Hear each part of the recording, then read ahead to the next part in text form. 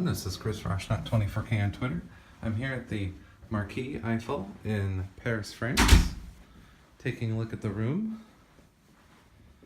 I like the pillows. Looks like they have a phone to use right there. A little outside veranda. We'll take a peek out of there a little later. Spot to put your luggage. Little desk. TV's on the corner. Right there. Have some pictures and artwork there.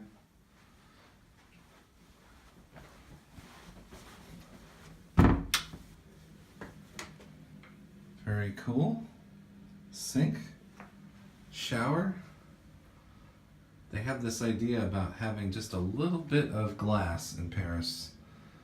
It's very common in the hotels all around the city.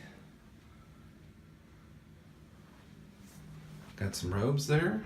Nice. We're excited to be in Paris. This is Chris Rochnock, 24K on Twitter.